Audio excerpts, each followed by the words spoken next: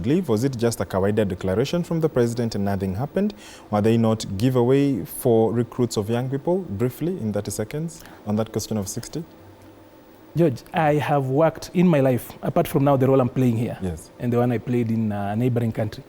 I have worked for and with young people most of my adult life.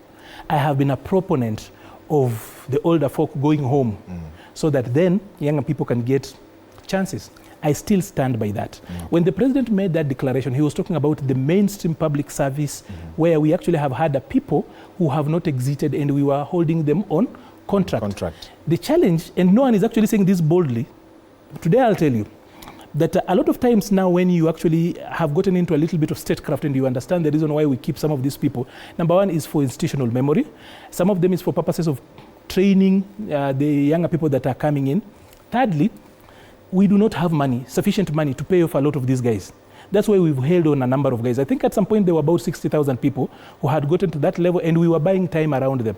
I don't want to say that we are holding them hoping that somehow they can actually be called home before we are required to pay them, but probably that could be a strategy. I don't want to be quoted out of context, but I will tell you, the cost of laying away some of these people could actually be more expensive than buying time, so that then the young people will actually eventually come in at some point. Unfortunately, no one argues against age and wins.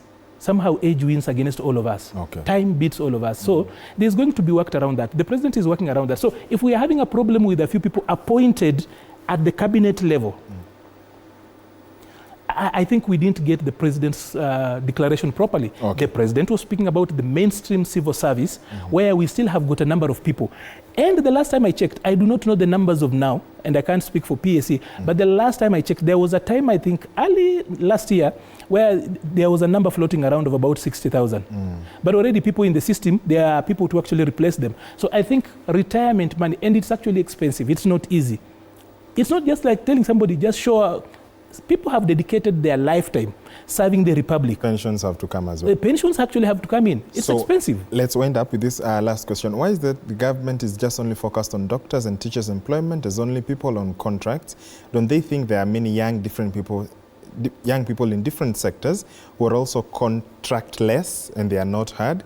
The government needs to wake up and go to the ordinary person and not listen to the big boys alone. President has forgotten the ordinary person that he climbed through to the top. Cornelius winds up. Cornelius, I think, I don't know whether that's his second or third question. Third question. First of all, I would actually support him. This country does not belong to doctors and teachers alone. But unfortunately, teachers are the biggest number of civil servants. If I talk about public officers, TSC has got the biggest number of that.